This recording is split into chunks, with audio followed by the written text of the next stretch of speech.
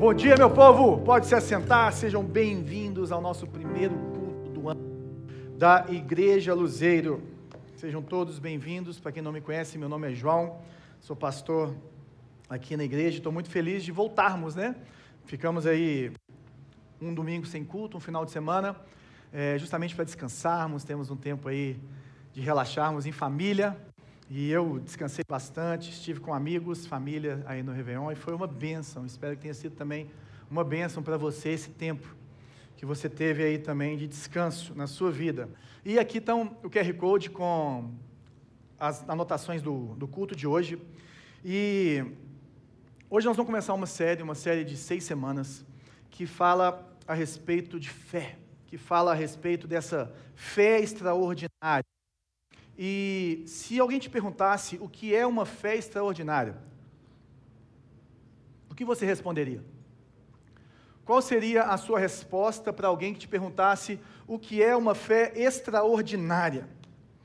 Aí você fala, uma fé extraordinária é uma pessoa que confia em Jesus 100%, é uma pessoa que confia tanto em Jesus que ela consegue responder às dificuldades, às tentações e até às bênçãos de uma forma que agrade a Deus, confiando em Deus. E eu estava pensando sobre fé extraordinária, ou sobre pessoas que eu conheço várias pessoas que têm fé extraordinária, e eu lembrei do meu sogro, do Dr. Weber.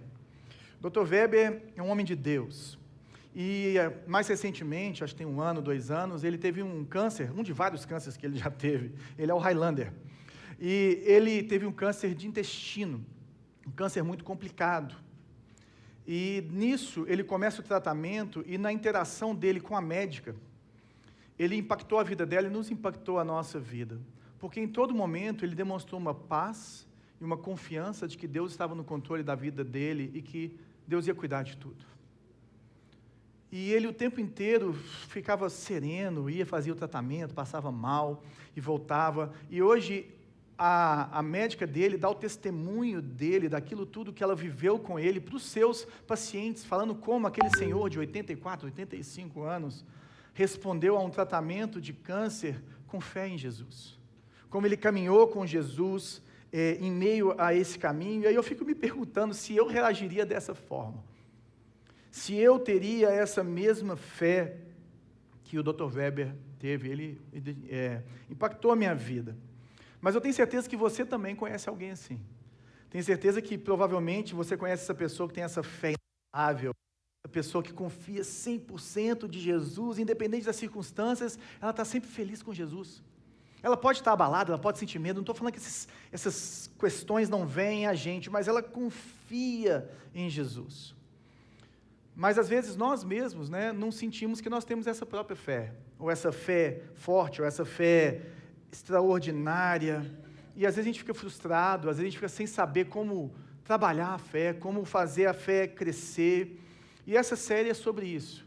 É para essa pessoa, ou para mim e para você, que queremos aumentar a nossa fé, ou você perdeu a sua fé em algum momento da sua vida, e você quer recuperar a sua fé, ou você quer fortalecer, ou até começar a crer. Essa série é para você, essa série é para alguém que você conhece, que precisa de crescer na fé, aumentar a fé, voltar para a fé. Então, nas próximas 6 semanas, nós vamos falar sobre isso, de onde vem essa fé extraordinária, ou como nós podemos nos colocar em ambientes, ou praticarmos algumas disciplinas que podem nos levar a confiar em Jesus de uma forma extraordinária, 100%. Então, não fique de fora, e hoje é uma introdução.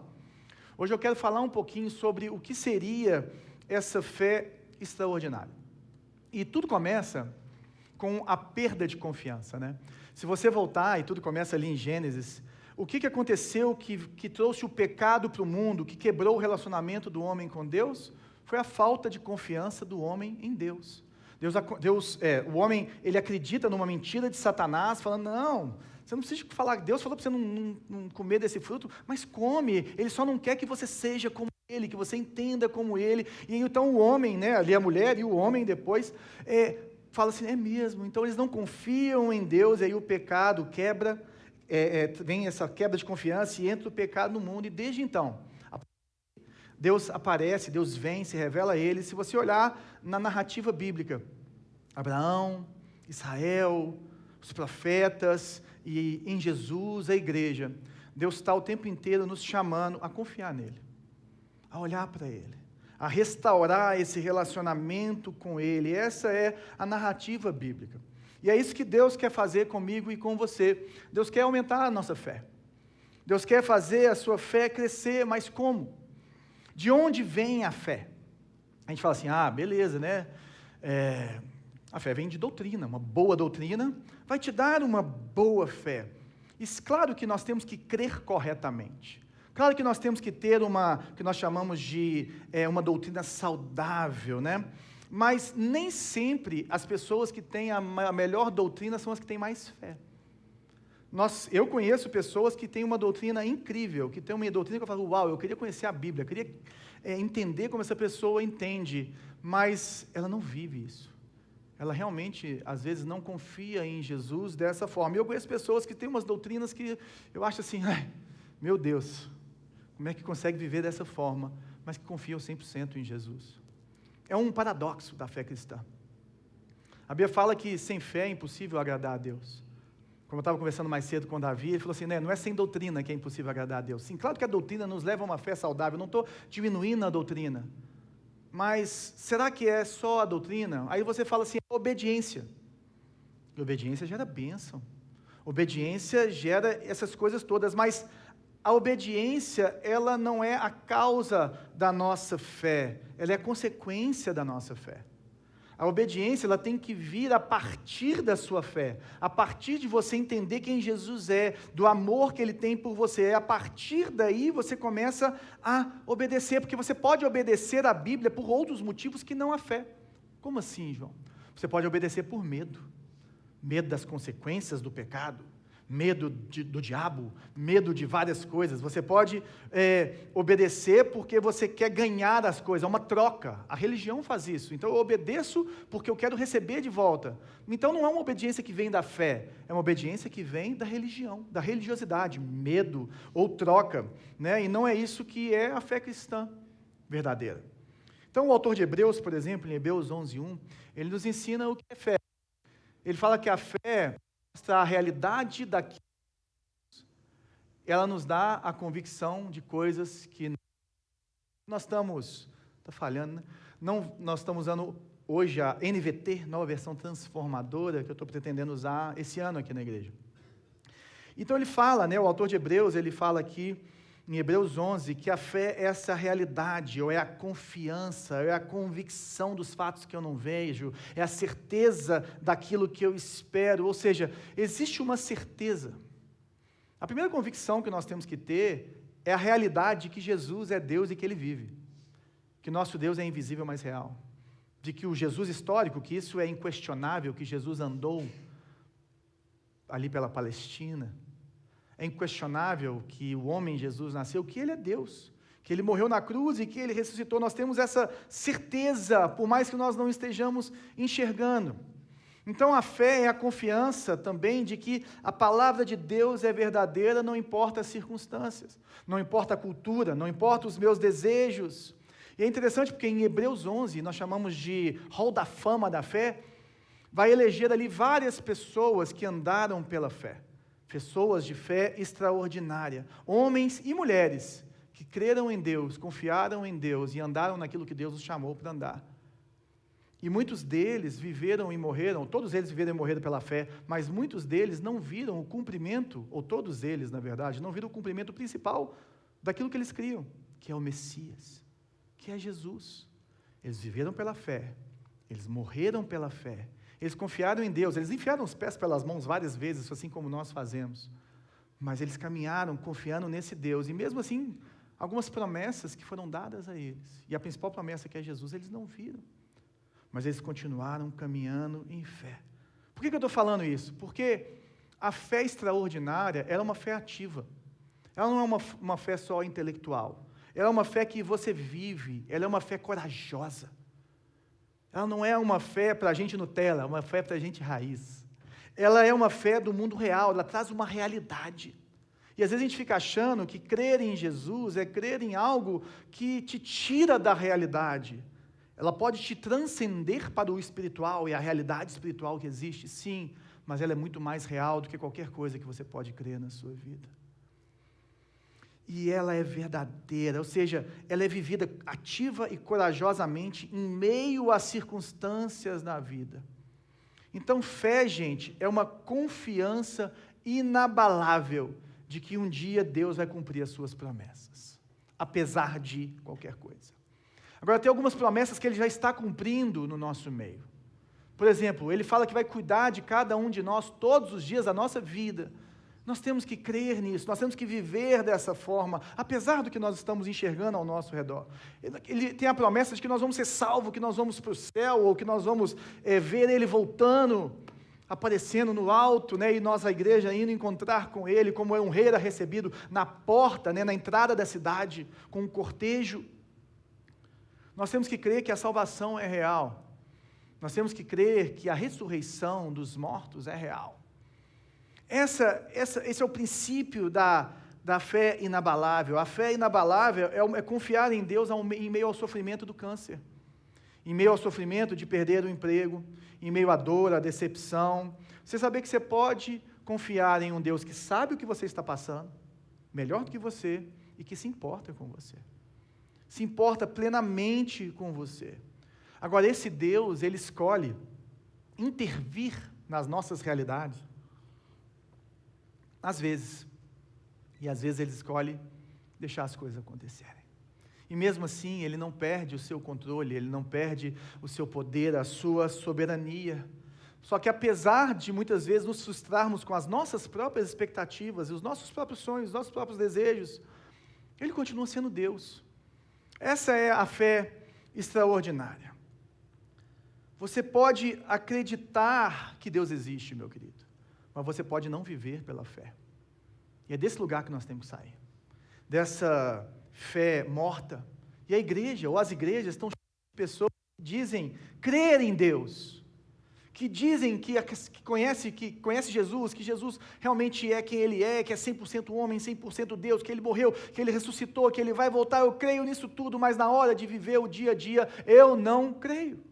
Eu não vivo, eu não ando em cima disso. Sabe o que o irmão de Jesus, né, meio irmão de Jesus, Tiago, fala? Isso é uma fé morta. E a fé morta é essa fé que não caminha, que não é corajosa, que não está no dia a dia. A fé morta é aquilo que eu te falei, é a fé que age por medo da condenação, é a fé que age pela troca. Mas a fé viva é a fé que confia em Jesus apesar de qualquer coisa. É a fé que continua crendo.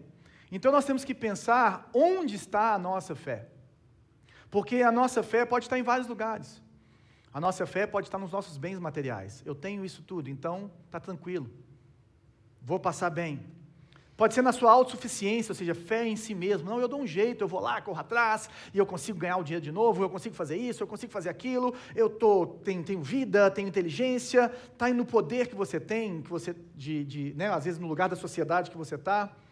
Muitas pessoas, às vezes, têm o objeto da sua fé como objetos, figas, ferradura, trevo de 4 folhas, etc., santos. Muitas vezes o objeto da nossa fé são pessoas vivas ou mortas, né? São ídolos, gurus, pastores, entidades, pessoas, sei lá, que a gente acha que a nossa fé está naquela pessoa, mas o único lugar que a gente pode depositar a nossa fé é em Jesus Cristo. E é para esse lugar que nós temos que apontar, porque todo o resto passa e não dá para confiar. A ideia dessa série é mostrar que a fé não é um pensamento positivo, não é otimismo, não é esperança, a esperança é em Cristo. O otimismo ele é muito bom, mas isso não é fé. Fé é outra coisa. Fé é a certeza que Jesus está ali, e a fé tem um objeto, que é Jesus, e a palavra de Deus como nosso fundamento.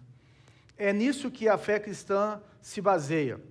Nós confiamos que Jesus é quem Ele disse que é, nós confiamos que Ele fez aquilo que a Bíblia nos ensina que Ele fez, e nós confiamos que Ele fará aquilo que Ele prometeu que Ele vai fazer. Essa é a fé, aí que nós temos que estar ancorado, como diz o autor de Hebreus. E como que a gente pode obter essa fé? Beleza, João, até aqui é bem intelectual, bem legal. Mas como que eu posso obter essa fé extraordinária? Nós vamos falar disso nas próximas semanas, mas eu quero te mostrar como a fé é importante para Jesus. Se alguém te perguntasse Quantas vezes ou em que momentos Jesus ficou maravilhado nos evangelhos? E tem 2 vezes que Jesus fica maravilhado nos evangelhos. A primeira delas está em Mateus, no capítulo 8. Olha o que acontece. Quando Jesus chegou a Cafarnaum, um oficial romano se aproximou dele e suplicou: Senhor, meu jovem servo está de cama, paralisado e com dores terríveis. Disse Jesus: vou até lá para curá-lo. O oficial, porém, respondeu: Senhor, não mereço que entre em minha casa, basta uma ordem sua e meu servo será curado. Sei disso porque estou sob a autoridade dos meus superiores e tenho autoridade sobre os meus soldados. Só preciso dizer: vão, e eles vão, ou venham, e eles vêm. E se digo a meus escravos: façam isso, eles o fazem.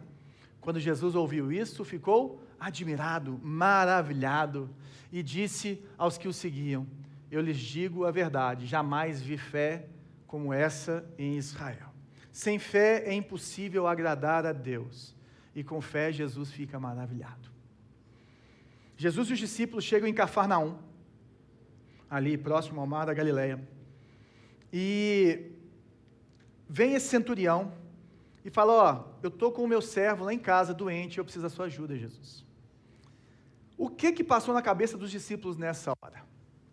Bem, se você entende um pouco da cultura judaica, israelita, você vai saber que esse centurião, ele era romano, e para eles, os romanos, eles eram pessoas impuras, ímpias, contaminadas.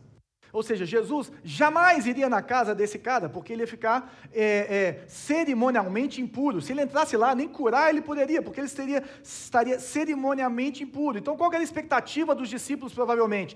Jesus ia falar assim: filho, eu não vim para você, como ele fala para aquela mulher das migalhas. Eu não vim para você, você não faz parte dos meus.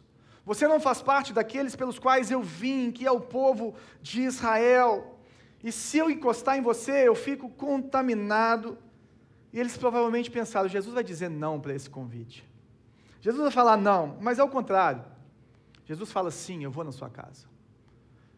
Jesus, ele começa a nos mostrar que não é naquilo que ele toca que ele é contaminado, mas tudo o que ele toca se santifica. Ele inverte aquilo que os israelitas viam.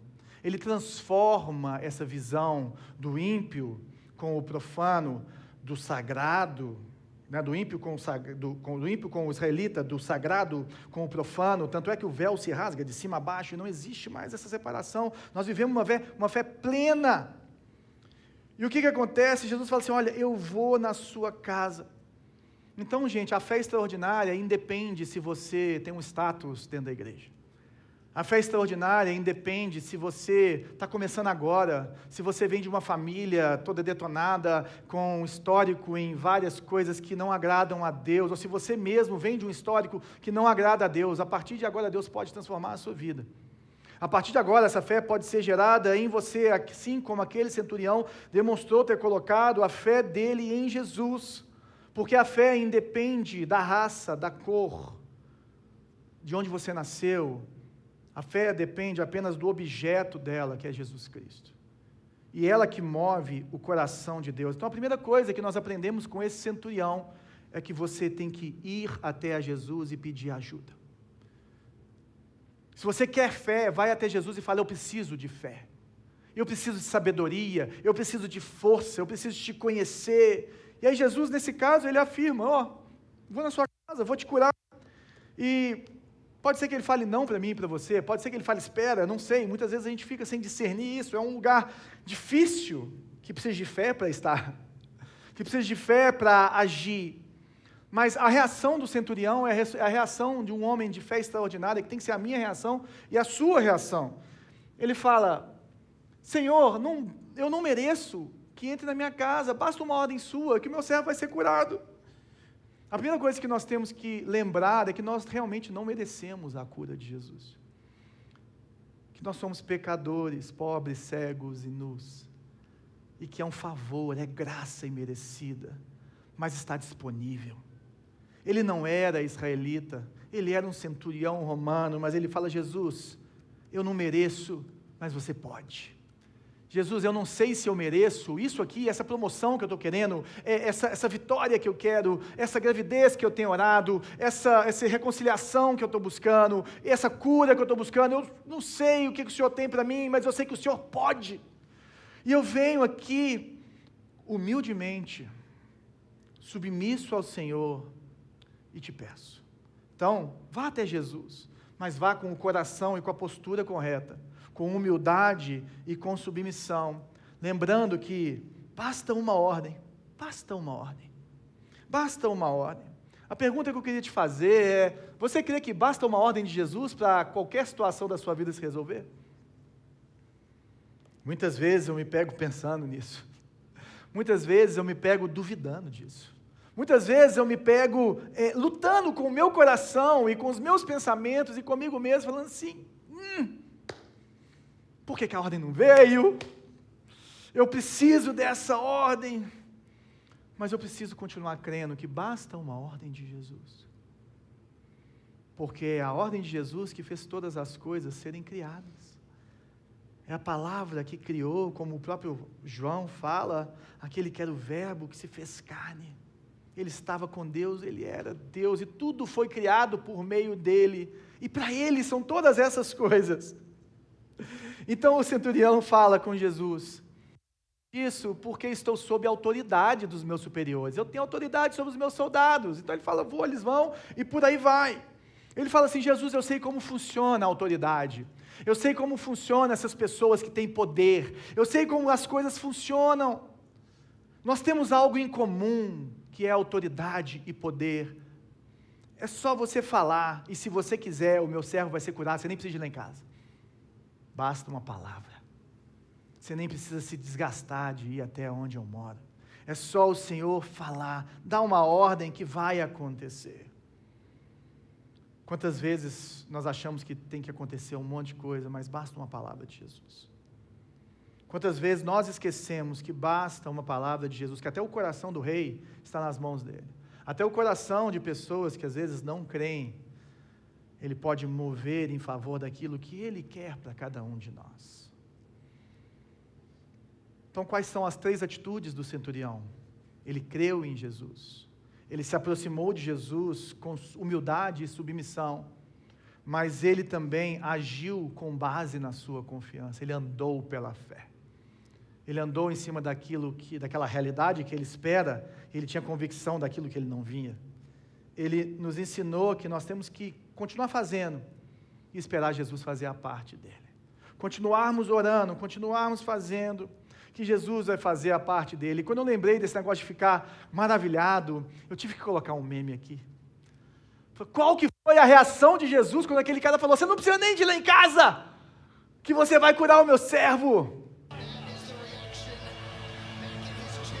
Uau!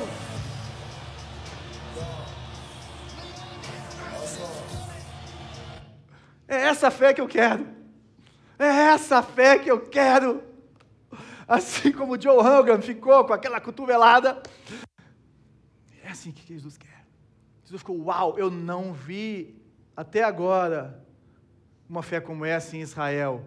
Aqueles para os quais eu vim não demonstram a fé que esse centurião tem em mim. Ou seja, aqueles que conheciam Deus, aqueles que guardavam o sábado, aqueles que guardavam as leis, aqueles que conheciam as promessas de Có, aqueles que tinham toda a doutrina, não tinham a fé que esse cara tinha, não tinham a convicção, a confiança que ele tinha. E essa palavra aqui, admirado, é uma palavra grega, taumazo, que ela significa maravilhado, surpreso, impressionado. Mas impressionado com o quê, gente? Com a fé. Impressionado com a confiança, com a convicção que aquele cara tinha. Não foi, uau, como você é inteligente, centurião. Eu não vejo na Bíblia Jesus falando, nossa, uau, que doutrina maravilhosa, por mais que ele seja a favor da sã doutrina, não estou falando contra isso. Uau, Jesus fala, uau, que fé incrível. Uau, você confia em mim. O centurião, ele creu que Jesus era quem ele falou que ele era, e foi com tudo, gente. E viver a fé extraordinária é você ir com tudo com Jesus. é você ser all-in, é você depositar todas as fichas. Qual tem sido a sua atitude de fé? Porque eu creio que 2025 tem que ser diferente, gente. Eu creio que 2025 tem que ser esse ano em que nós vivemos essa fé extraordinária, porque o que chama a atenção de Jesus é essa fé viva e não a fé morta. É essa fé que não é só na cabeça, mas ela é vivida na realidade do dia a dia, porque o que mais honra a Deus é a nossa fé. Você quer honrar a Deus? Tenha fé. Pense nos relacionamentos humanos. O que honra ou o que demonstra o amor, o que constrói confiança, o que constrói isso tudo? Você confiar na pessoa. Você crê que aquela pessoa é íntegra com você. É a confiança, a quebra de confiança, igual a gente fala lá em casa, mentiras destroem relacionamentos. Por quê? Porque a quebra de confiança destrói relacionamentos. E nós aprendemos isso relacionando-nos com os outros.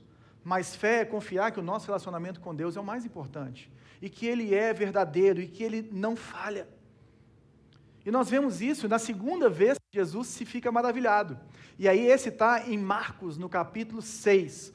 E aí Jesus está em Nazaré, Jesus volta para Nazaré, né, que é onde ele viveu, né, cresceu. E ele vai pregar na sinagoga e acontece um reboliço lá, e bem provavelmente, né, Jesus aqui acabou de curar a filha de Jairo, e acabou de curar aquela mulher do fluxo contínuo, bem provavelmente ele estava ali próximo de Cafarnaum, né, porque ele estava do lado de cá do Mar da Galileia, então ele estava ali, caminhou ali 2 dias para chegar de volta em Nazaré, e aí Jesus de Marcos 5 a Marcos 6, aí acontece isso. Jesus deixou essa região, que é essa região que eu falei, e voltou com seus discípulos a Nazaré, cidade onde tinha morado. No seguinte, começou a ensinar na sinagoga e muitos se admiraram e perguntavam: de onde vem tanta sabedoria e poder para realizar esses milagres? Então, a gente vê Jesus vai, começa a ensinar na sinagoga e as pessoas ficam: uau, esse cara tem muita sabedoria e muito poder. E qual que é a reação delas? Fé? Confiança? Aí eles começam a falar: não é esse o carpinteiro, filho de Maria, irmão de Tiago, José, Judas e Simão? Suas irmãs moram aqui entre nós, e sentiam-se muito ofendidos. Como assim que esse cara que nem teve um ensino formal da Torá, nem foi discípulo de ninguém, está aqui falando na sinagoga como alguém que sabe tudo? Como que esse filho de carpinteiro vem aqui e demonstra esse poder todo, demonstra essa sabedoria? Esse cara nasceu aqui, eu lembro dele jogando bola aqui no meu prédio. E eu não sei se você sabe, mas esse Tiago que ele cita aqui, é o Tiago que escreve a epístola de Tiago, que era um líder, tinha um status de discípulo ali em Jerusalém. O Tiago, irmão de Jesus, e os irmãos de Jesus, a Bíblia nos ensina que toda a família de Jesus, os irmãos de Jesus, eles não creram em Jesus nessa época. Dessa época ainda, eles não criam que Jesus é Deus. E você vai ver depois em Gálatas, em 1 Coríntios, que Jesus teve que aparecer para Tiago, ressurreto, para que ele pudesse crer nele. E aí sim, ele se entregou, porque, gente, você falar que seu irmão é Deus deve ser muito difícil. Sinceramente. Mas por outro lado, se o seu irmão fala que você é Deus, tem alguma coisa. Então se Tiago fala que Jesus era Deus, irmão, ele conviveu com ele sabe tudo o que acontecia naquela casa.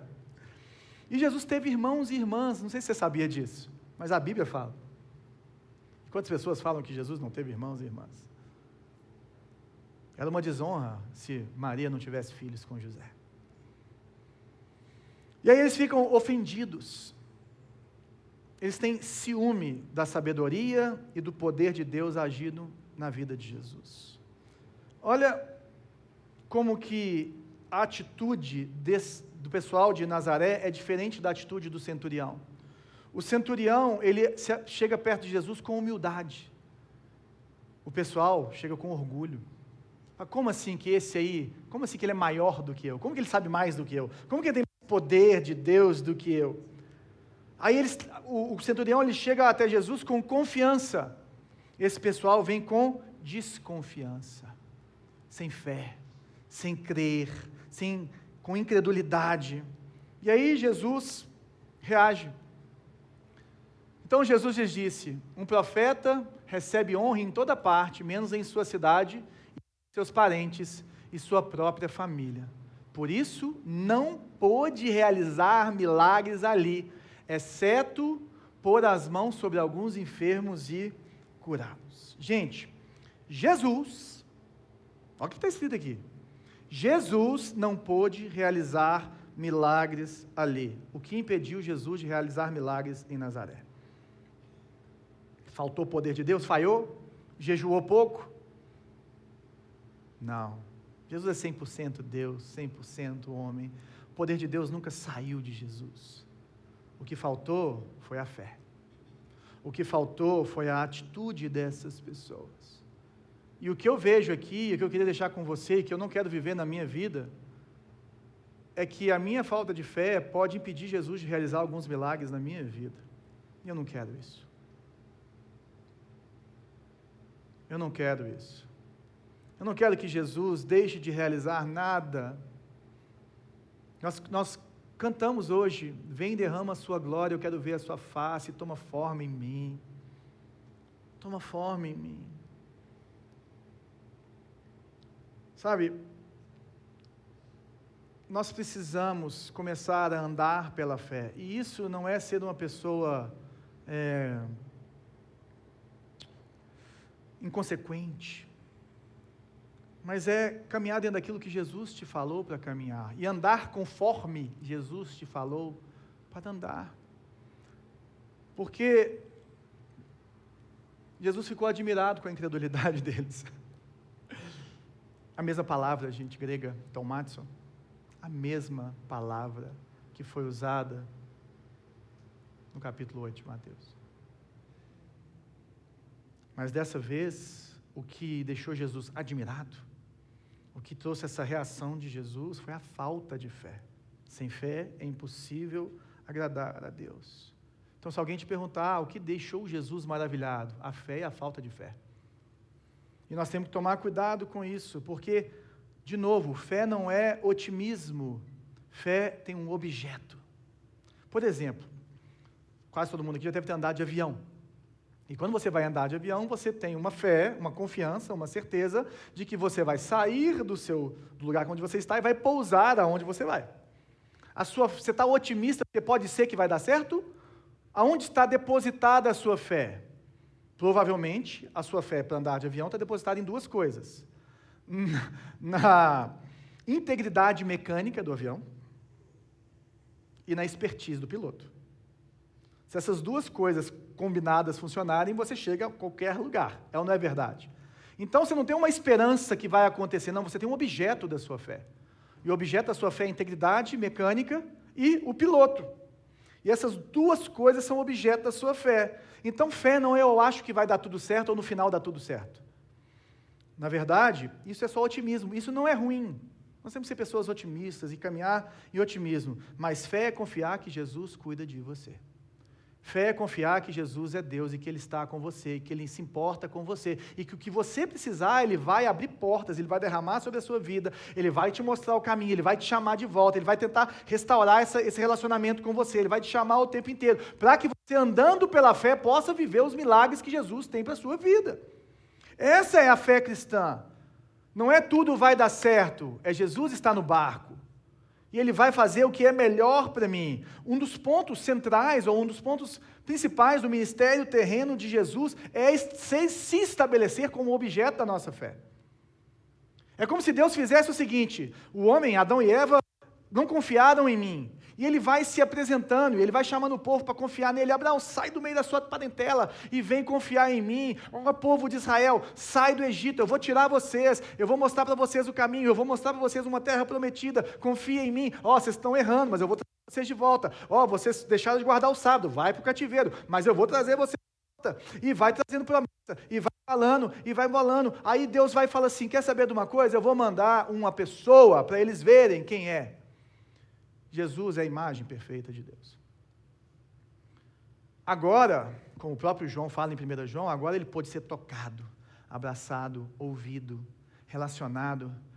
Agora nós podemos pensar assim: como Deus é? Jesus. Agora nós podemos olhar para Ele.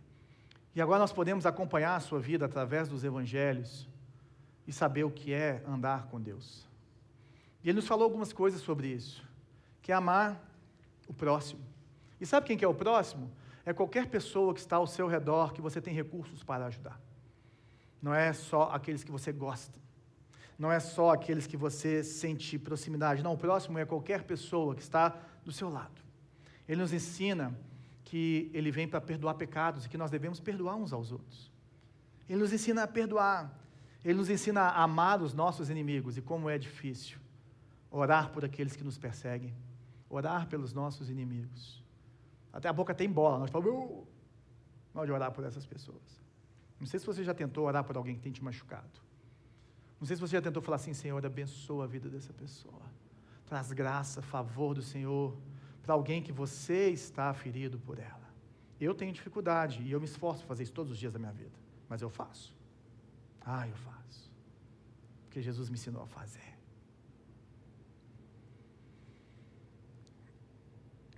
Nós precisamos de olhar para Jesus e depositar a nossa fé nele, porque toda a Bíblia é sobre Jesus. Jesus não é um capítulo da Bíblia, Jesus é a história da Bíblia. Jesus é aquele pelo qual todas as coisas apontam para Ele, é tudo sobre Jesus. Por isso que quando a pessoa está no começo da sua caminhada cristã, e se você está no começo da sua caminhada cristã, eu te indico a não começar a ler a Bíblia por Gênesis. Comece a ler pelos evangelhos, porque o objeto da sua fé é Jesus Cristo. E a partir do momento que você aprende e entende quem Jesus é e como Ele age, o que nós temos que fazer a partir disso, a partir daí você começa a entender melhor todo o resto. Então, se você está começando na fé, eu te indico, leia o outro plano, o plano do Novo Testamento, leia os evangelhos, leia mais sobre isso, leia o Novo Testamento, que depois a igreja, que vai crescendo, e os apóstolos e as pessoas que escreveram ali, elas vão pegar esses ensinos de Jesus e vão começar a trazer eles para a prática da vida cristã. Vão deixar essa maravilha que é a Bíblia, inspirada por Deus, infalível. Palavra de Deus para mim e para você. Então, o que Jesus está nos chamando para vivermos e fazermos é termos um relacionamento com Ele. E o que alimenta relacionamento? Confiança. Crer. Então, o que existe em comum nessas pessoas que têm a fé extraordinária que a gente está falando? O que todas elas têm? Todas elas têm um relacionamento verdadeiro com Jesus. Independente da doutrina, o pessoal me falou que tem um filme aí rodando, das Irmãs da Assembleia. Eu ouvi falar que é a fé extraordinária das irmãzinhas do coque, da saia. E eu quero muito ver esse filme, que são mulheres que têm uma confiança em Deus absurda, que a gente quer ter a fé dessas mulheres do círculo de oração, essas mulheres que... E eu estou lembrando aqui, gente, isso não estava no meu script não, da Rosalie Appleby. Não sei se você conhece essa história, eu sei que a maioria daqui não sabe quem é, mas essa mulher era uma missionária aqui em Belo Horizonte, lá para os anos 50, 60, Ângela? 50, 60. E essa mulher, ela se engajou perdeu a família, Ela perde a família, marido, filhos, e só o marido, isso.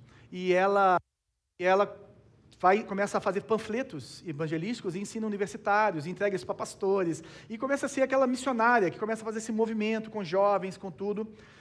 A mulher começa em pequenos grupos a orar, a buscar avivamento de Deus, a buscar a face de Deus. E essa mulher, não sei como isso aconteceu, mas em vários encontros dela com José Rego do Nascimento, vem o grande avivamento dos batistas, que contamina ou se espalha por todo o Brasil. Isso aconteceu ali, nos primórdios da Igreja Batista da Lagoinha, onde José Rego do Nascimento foi o fundador. Onde começou esse avivamento? Com uma mulher de oração, como uma irmãzinha do coque. Eu não sei se ela tinha uma doutrina como o doutor José Rego tinha, que várias pessoas vinham do Brasil todo para conversar com ele sobre grego, para visitá-lo. O próprio doutor Russell Shedd várias vezes veio à casa dele para conversar com ele sobre uma traduçãozinha, porque naquela época não tinha isso tudo que a gente tem. Eles pegavam um avião para vir conversar com ele. Mas essa mulher de oração, ela inflamou essa nação.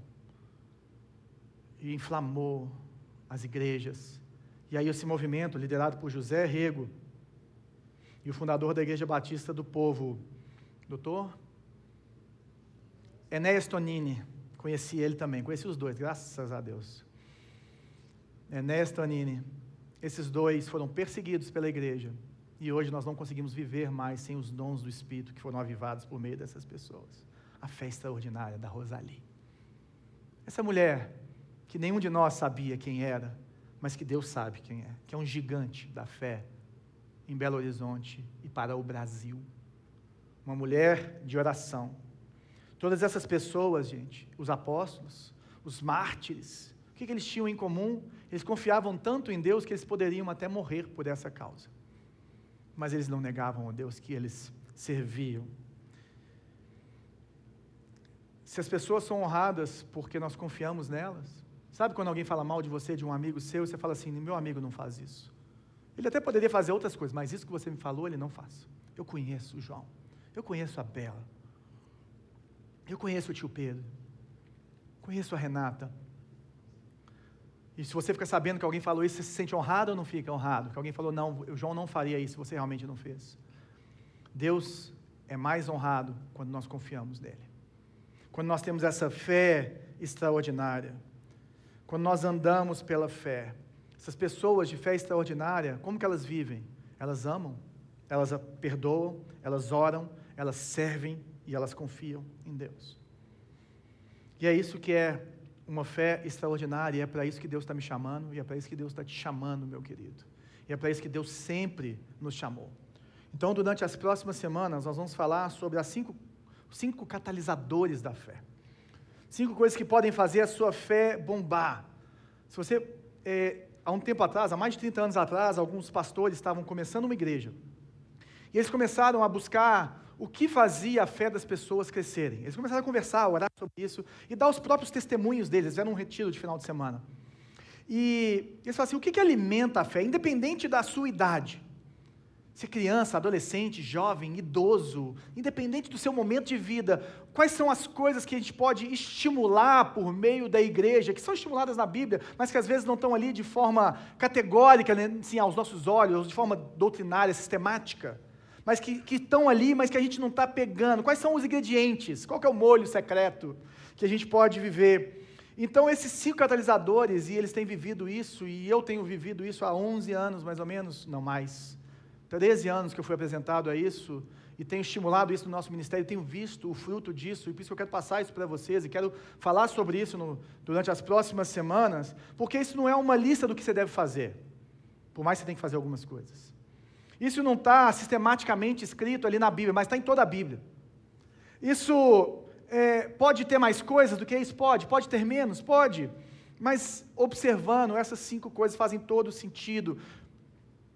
E os 5 catalisadores são, primeiro, ensino bíblico prático. É alguém que te mostrou algo na Bíblia que mudou a sua história. É alguém que te mostrou, te ensinou a viver a Bíblia e não só conhecer a Bíblia, a aplicar a Bíblia na sua vida, a fazer com que a Bíblia seja real e você possa se mover por meio dessa verdade e dessas realidades. O outro, as disciplinas espirituais individuais. É o que você faz no secreto com Deus. Quando você sobe aqui na igreja, você vê ali as 3 essências da Luzeiro. Intimidade com Deus, relacionamentos e serviço. Tudo isso está incluído, ou resume, o que nós estamos falando aqui. Disciplinas espirituais individuais. Ou alguém te ensinou a você ler a Bíblia sozinho, fazer devocional, a orar sozinho. Uma outra disciplina importantíssima é contribuir financeiramente com a obra de Deus. Isso é uma disciplina individual, porque o que a mão direita faz, a esquerda não precisa ficar sabendo. A jejuar e buscar a face do Senhor. Isso são as disciplinas espirituais individuais, mas também o ministério pessoal. Nós crescemos e amadurecemos servindo uns aos outros. Se você se dispõe a servir aos outros, a ter um ministério, a ir lá para missões com o tio Pedro, a ajudar aqui ali como o Gleison está ali na porta, para te receber com um sorriso, e para quando você for embora, nos visitando, te dar um presente, orar por você, está ali com as nossas crianças, está aqui no sábado com os nossos jovens, está ali no fundo como os meninos estão ali nos slides, ou no som, na live, a sua fé vai crescer, porque nós somos chamados para servir. Deus nos criou para nos derramarmos uns dos outros. E quando a gente serve, normalmente nós vamos servir com coisas que são maiores que a gente. Aí você fala assim, eu não consigo fazer isso se Deus não estiver comigo. E a sua fé cresce. Quantas vezes eu olho para a igreja, eu vejo a igreja crescendo, eu vejo que nós estamos montando agora um espaço, né, para a gente, fora daqui, precisamos de dinheiro, precisamos de um monte de coisa. Aí eu falo assim, Deus, eu não aguento não. Aí eu falo, é aí que eu te quero. É aí que eu te quero. Deus, eu não sou a pessoa mais capaz, mas foi você que eu escolhi. Foi, então vamos embora. Vamos embora. Além disso, relacionamentos providenciais. Eu vou explicar melhor isso nas próximas semanas, mas são momentos cruciais. Deus usando a sua vida. Sabe aquela hora que você está passando por alguma coisa, alguém te liga? Ou você está aqui na igreja e alguém ora por você? Ou você conhece alguém que começa a te discipular?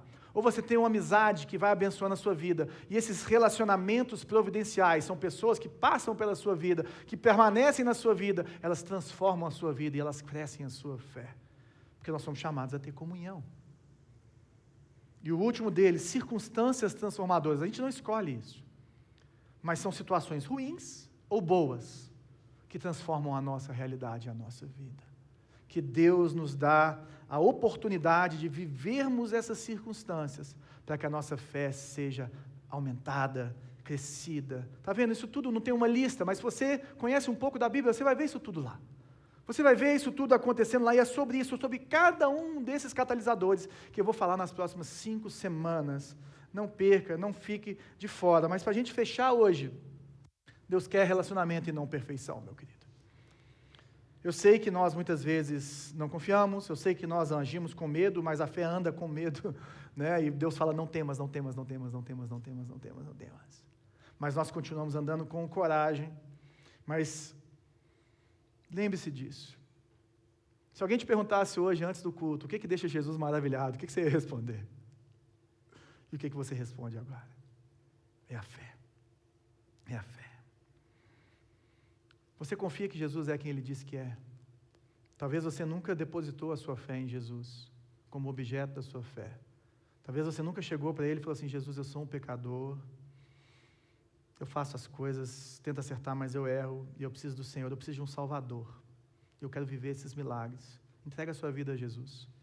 Entregue a sua vida para Ele. Esse é o primeiro passo, e o passo mais importante que você pode dar na sua vida. Agora, uma outra coisa que nós temos que fazer é uma autoavaliação. Aproveitar que está no começo do ano. Eu queria que você avaliasse a sua fé. Sua fé está viva, fraca ou morta? Como foi seu 2024? Ou como foram os seus últimos anos? Eu queria te encorajar a dar passos práticos. E nas próximas semanas nós vamos falar sobre isso. Mas já comece lendo Bíblia. Já comece conversando com pessoas, orando. Passos práticos para viver essa fé extraordinária. Para que você possa confiar em Deus. Para que você possa perdoar mais. Para que você possa servir mais. Para que você possa ter essa fé do centurião. Uma fé que creu, uma fé que se aproximou de Jesus de forma humilde e submissa. E uma fé que agiu a partir dessa confiança em Deus. É isso que Deus quer da gente. Vamos orar? Jesus, obrigado. Obrigado porque é só o Senhor mesmo. A fé otimista não me leva para lugar nenhum, porque é a fé na fé. A fé em mim mesmo, que eu sou bom, que eu faço, que aquilo... Eu sou pobre e necessitado. Mas o Senhor é perfeito. Maravilhoso. Criador dos céus e da terra. Salvador, a rocha da nossa salvação. Tu és Deus.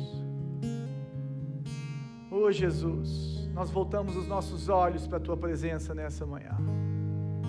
Eu volto os meus olhos e olho para o Senhor e peço, toma forma em nós, Senhor.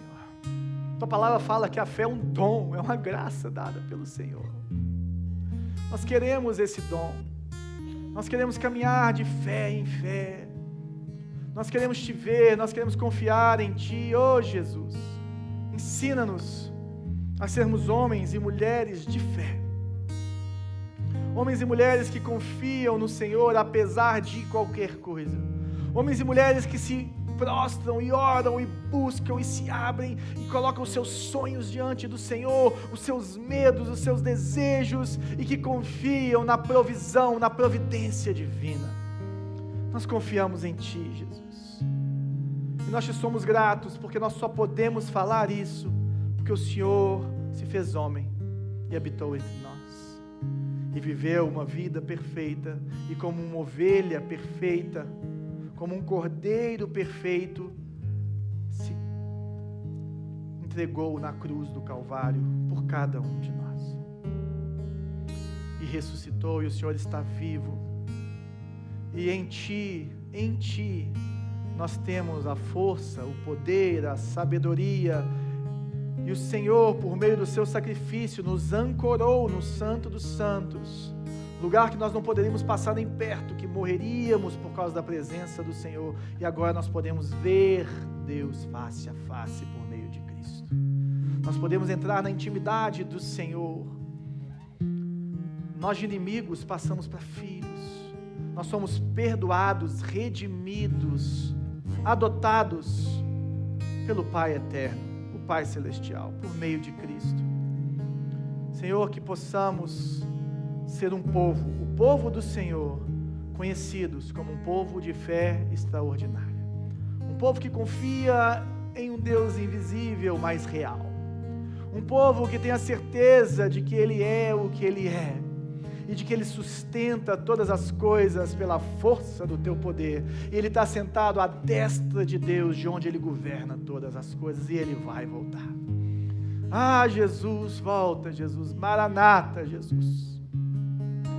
Nós ansiamos pela Sua volta, nós ansiamos por ver o noivo apaixonado pela Sua noiva, a igreja. Nós somos a Sua igreja, Senhor. E nós te adoramos, e eu repreendo todo intento de Satanás contra as vidas de cada um aqui.